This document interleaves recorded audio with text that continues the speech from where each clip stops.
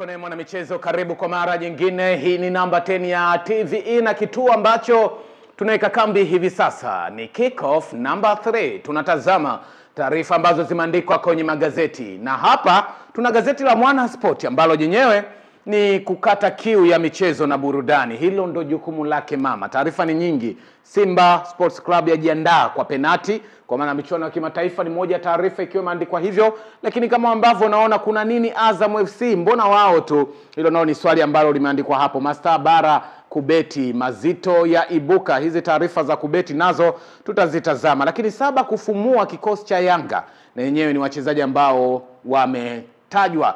Uruma, ndugu yangu, tuanze na hii taarifa ya Simba kujiandaa kwa mapigo ya penati kimataifa. Of course inawezekana ni maandalizi mazuri kwa sababu hatujui kila ambacho kinaenda kutokea. Lakini unadhani kwa Simba Sports Club hii, wewe binafsi, ikifika tu hatua ya matuta, una mashaka nayo Simba? Au kwa kuwa penati hazina mwenyewe hauiamini 100%? No, penati hazina mwenyewe sio msemo wa kweli. Mwenyewe ni anayeshinda. Mwenyewe anayeshinda Anayeshinda ndo anakuwa mwenyewe. Sasa hazina mwenyewe vipi? Umetazama tatizo la kupiga penati kwa Simba, kuna shida kidogo? Of course walikuwa na shida huko nyuma, lakini season hii tumeona mechi na Al Masry. Walimepita kwa njia ya penalty, sio? Ndio. Umeshinda penalty 4 kwa 2. Kwa 2. Yeah. So inaonyesha kwamba ni moja kati ya maeneo ya kama technical department ya Simba. Ni moja kati ya maeneo ambayo wanafanya kazi. Sio? Kwenye session zao za kawaida lazima uweze kuanticipate hizi nyakati kwamba inawezekana kwa sababu hatua hizi zitahusisha sana, kwa sababu ni knockout stages, sio konzi nje, ukipigwa unatoka, umeelewa? Kwa hiyo nafikiri wanafanya kazi hilo kwa kutegemeana na sehemu ambako mashindano yamefika. Sawa, lakini Uruma, kuna kasumba ambayo kuna kasumba inasambazwa kwa watu wanaipokea, na labda nipate mtazamo wako kwamba finali hii ya kombe la shirikisho msimu huu ni imebeba uhalisia kwamba ni mashindano ya losers, ya waliofeli.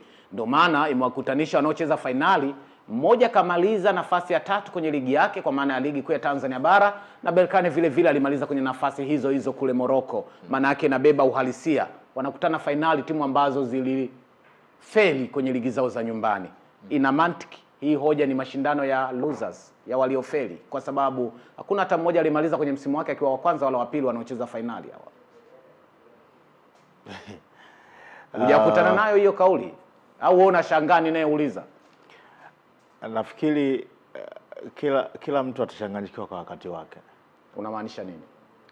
Kila mtu atachanganyikiwa kwa wakati wake. Na time hii tulio nao, ambacho naweza kuwashauri wanaozungumza hivyo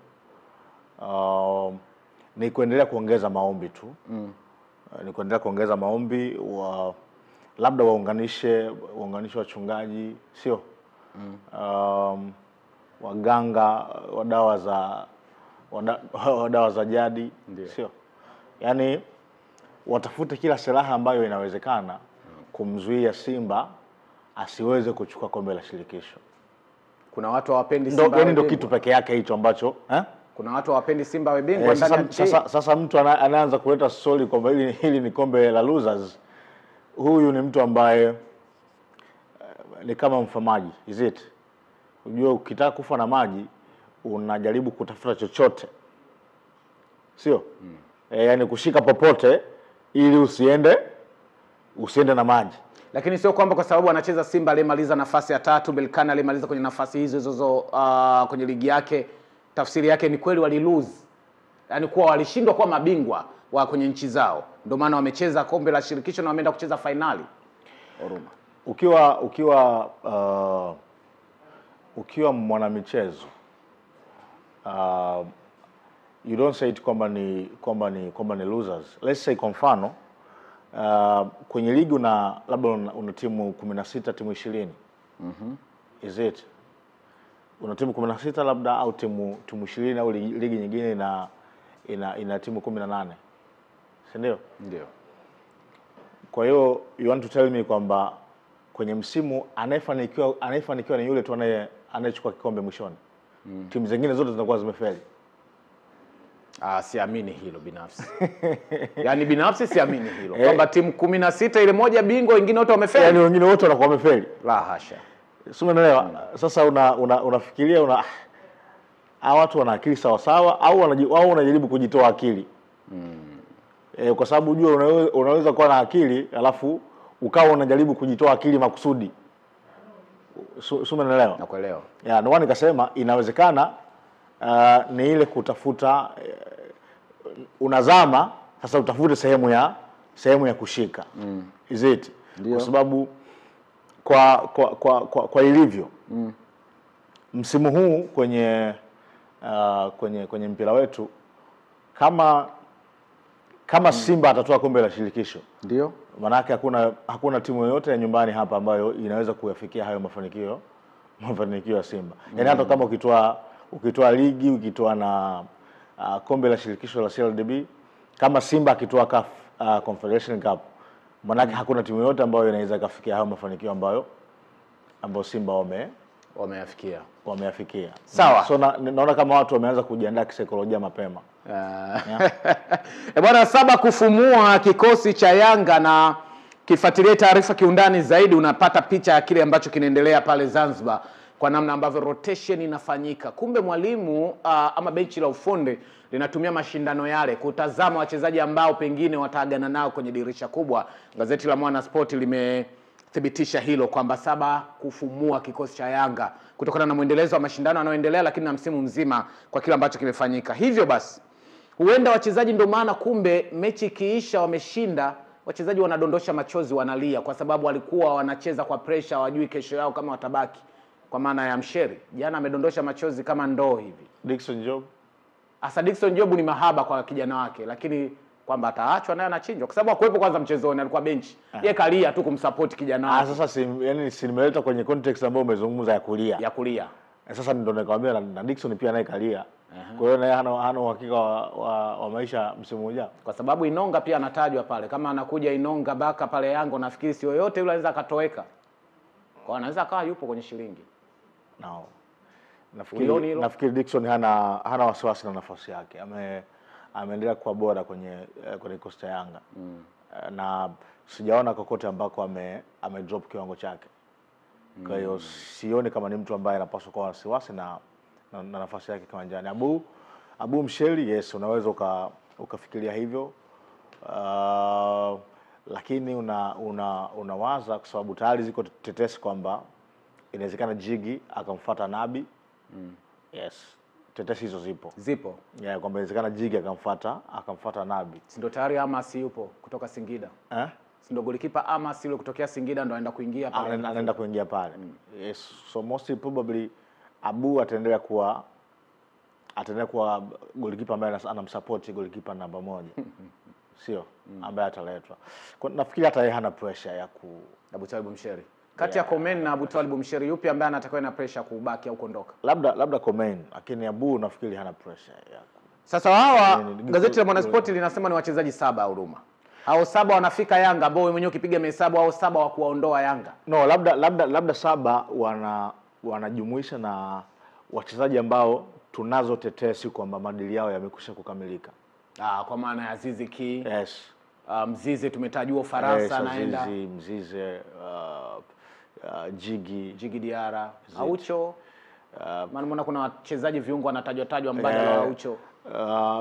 Pacome bado bado hajasaini yao Kwasi mkataba Kwasi yao. So inawezekana kuna wachezaji ambao wako kwenye kikosi cha kwanza ambao tulikuwa tumezoea, so watawauza, lakini kuna wale ambao sasa tumeshawapa nafasi, hamjaonyesha kile ambacho tunahisi mnaweza mkatusaidia. So asanteni sana. So kwa vyovyote ukiangalia it's like tumezungumza mara nyingi hapa kwamba a football team, a football club ina mzunguko, ina cycle. Sio? So inaonekana kama Yanga kama club imefika mwisho wa mzunguko, kwa hiyo wanapaswa kuanza tena kujijenga project mpya. Umeelewa? Wanapaswa kuanza tena ujenzi wa project mpya, kwa sababu inaonekana wataondoka players wengi ambao ni msingi wa timu, kwa maana wamekuwa kianza, na wengine ambao wanaonekana hawana nafasi kwenye timu, kwa sababu kama Yanga wanachukua ubingwa msimu huu, manake ni msimu wa 4 mfululizo. Is it? So the question is, wamejiandaa vya kutosha huu mzunguko ukifika mwishoni? Imeshaikuwa sumbua Simba. Umeelewa? It's like hako wamejiandaa baada ya domination ya misimu ile minne. Sasa kwa upande wa Simba, ukiongea na Bwana Magori anakuthibitishia kocha mahitaji yake ni wachezaji 4 hadi 3. Wanaishia 4 hapo usajili mpya. Lakini Yanga Afrika wao wamefika hadi 7. Wanahitaji wachezaji 7. Sasa tuizungumzie hivi. Kwa level ambayo Simba kafikia kwenye michuano ya kimataifa na hata kwenye ligi kabla haijaisha, na Yanga alipofikia tukianzia kwenye michuano ya kimataifa alikoishia yeye, nani ambaye na maingizo ya wachezaji hawa, mwingine ataingiza 3 hadi 4, mwingine ataingiza 7 hadi 8, yupi ambaye atakuwa na njia nzuri zaidi ya kufanya vizuri kimataifa, kwa sababu wote wataenda klabu bingwa msimu ujao? Yupi ambaye atakuwa na kwetu wa mashabiki tunataka tumwekee matumaini? Ni huyu ambaye kacheza hadi finali ya kombe la shirikisho, ama huyu aliyeishia makundi? Kwa sababu kwenye Katunza Energy ana wachezaji wapya, anaweza akawa na kitu bora zaidi kuliko ya Simba ambaye kafika kombe la shirikisho kwa msimu ujao sasa kwenye klabu bingwa barani Afrika. Ni issue za kutazamia, na itategemea tu kwamba kila mtu atafanya nini, atafanya nini sokoni. Sio kwa mfano Simba msimu huu kwa kiasi kikubwa sana tulikuwa tunategemea kwamba wao wanajenga timu, sio? Lakini nao tunazungumza wanacheza finali ya shirikisho barani Afrika, ndio umeelewa? Lakini kwa maana ya in terms ya squad building, unaona kama project ya Simba iko kwenye kwenda juu, sio? Na project ya Yanga iko kwenye kwenda chini, kwa maana kufika mwisho wa mzunguko. Ndio maana hapo unazungumza uwezekano wa kuingiza zaidi ya wachezaji, kwa sababu hao ni 7 ambao tunawataja, lakini most probably Yanga wanaweza kuingiza zaidi ya hawa wachezaji 7. Zaidi ya 7 Tunakumbuka tangu season ile ya wakati kina Harrison anaingia kwenye timu, sio? Nyakati ambazo Yanga ilikuwa inaingiza 15 inaacha 15, sio? Inaingiza 11 inatoa 11. Yes, unaingiza 11, labda unapata mmoja, unatoa 10. Hivyo ndio unavyojenga mpaka umepata timu, sio? Kwa hiyo timu imefika mwisho wa mzunguko, wanataka kuanza kuijenga. Umewasikia hapo umesema kuhusiana na Mzee Magori, ndio anazungumza kuhusiana na issue ya kuingiza wachezaji wa 3 hadi 4. Yes, umeelewa? Sasa hiyo ni timu ambayo inakwenda, na wewe unaweza ukatuthibitishia, kwa sababu kwenye hao 3 hadi 4 amesema wa kimataifa 2 wenye high quality, mshambuliaji center na beki center, alafu wachezaji wazawa viungo. Hapo ndo mtihani kaanza, wachezaji wazawa viungo wenye high profile. Mzee Magori anasema kocha amependekeza nafasi 4 za wachezaji wapya. Mshambuliaji kiongozi awe wa kigeni, na beki wa kuwa challenge waliopo awe wa kigeni, lakini na viungo 2 wazawa. Sasa kiungo mmoja tunajua yuko Abraham Morris kwa try huenda akapenya, ila kiungo mwingine ndo anayetafutwa. Ndo maswali yanakuwa mengi. Je, ni yule Philosophy au kuna kiungo mwingine? Sasa ndo ngasema kwa kuwa wewe upo, unaweza ukatuthibitishia yeye ni mmoja wapo kati yao 4 au sio mmoja wapo? Mimi siko kwenye nafasi ya kuthibitisha lolote. Siko kwenye nafasi ya kuthibitisha lolote, farasi wa vita kuhusiana na hilo. Yes, kuhusiana na hilo. Tuliache sawa. Bwana, kuna nini Azam FC? Ni swali ambalo limeulizwa. Azam unawaelewa? Huenda pia tukaamini Tausi si kocha bora kwa sasa kwa Azam kwa namna inavyocheza, labda wanamhitaji Gamondi, wanamhitaji labda Ozems ambao tumeuona moto wao. Azam wanataka nini ili wawe bora? Nafikiri na wenyewe Azam bado hawajapata kocha ambaye anaweza kuendana na kile ambacho wako nacho. Yes, I believe Rashid Tausi pamoja na CV ambayo yuko nayo, naamini hatoshi. Yes, naamini alikuwa na nafasi ya kufanya better zaidi, lakini hakuweza kufanya vizuri zaidi. Kwa hiyo Azam bado wanatafuta mpaka hapo ambako watapata kocha ambaye atamatch na kile ambacho wao wanakihitaji, sio? Lakini nafasi ya kwenda kutafuta kocha, nilizungumza jana hapa wakati tunazungumza kuhusiana na Simba, nikatoa mfano wa kauli ya Pep Guardiola kwamba alisema timu ya mpira wa miguu ikipata kocha bora imesolve 50% ya changamoto ambazo wako nazo. Is it? Sasa Azam kwanza, kama wanataka kusolve 50% ya changamoto ambazo ziko nazo, maana wanapaswa kwenda kupata kocha mzuri. In terms ya kusajili, Azam hawana shida kwenye kupata quality players. Sababu timu hii tu ukiangalia ina quality players wengi sana, na mpaka wengine sasa hivi tu hatuwaoni kiwanjani. Watu wanauliza kusana Sospita Bajana, hawajamuona muda mrefu, kina nani.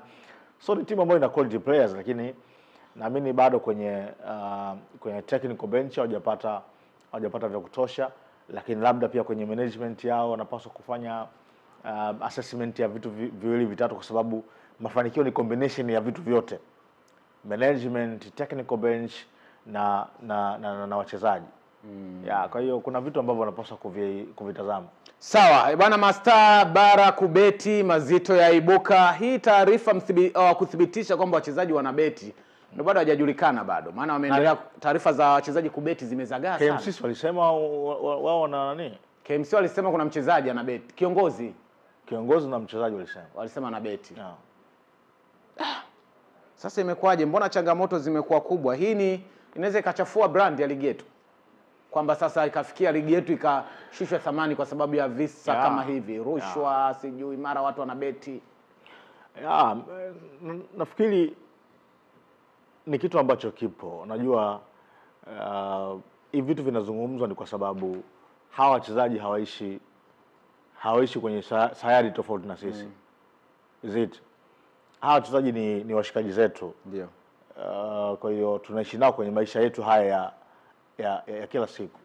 Kwa hiyo watu wanafahamu ni kitu gani ambacho kimeendelea, na to be honest, hali ni mbaya.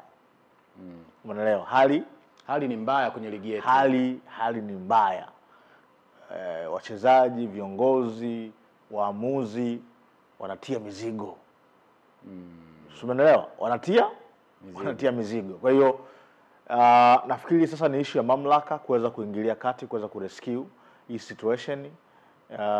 Itakuwa ni jambo la hovyo sana kwamba tunafahamu hivi vitu vinaendelea na ligi yetu hapa ilikofika, alafu tukaacha ligi yetu iende kuporomoka. Sawa. Wilson John Oruma huyo tuko naye kwenye kurasa za magazeti. Ipo taarifa ya yupo sana Trent Alexander-Arnold ameanza mazungumzo na Liverpool kwa ajili ya kusalia, lakini Gyökeres yeye akitajwa kwamba anakaribia sasa kuanza mazungumzo rasmi na Arsenal. Bwana Arsenal, poleni sana rafiki yangu. Naiona kama kuna nje ndani. Chapoa, Mishapoa. Hii mnapita, lakini tunaenda kupindua meza kule. Ukiwa na akili zako timamu unakiri hilo. Tutakuwa na katekista Uncle Tom atarudi ndani pale. Jana wale mbilikimo wametusumbua sana. Mbilikimo? Wale PSG na mbilikimo, mmoja anaitwa Vitinha, mwingine anaitwa John Neves. Wale mbilikimo wametupa shida sana. Sasa mechi ijayo katekista anarudi ndani pale. Sawa bwana, ni Wilson John Oruma huyo, tunamaliza naye hivyo kutazama kick off number 3 kurasa za magazeti. Tulikuwa na gazeti la Mwana Sport tunamaliza nalo hivi, na bado tuko naendelea kuitazama number 10.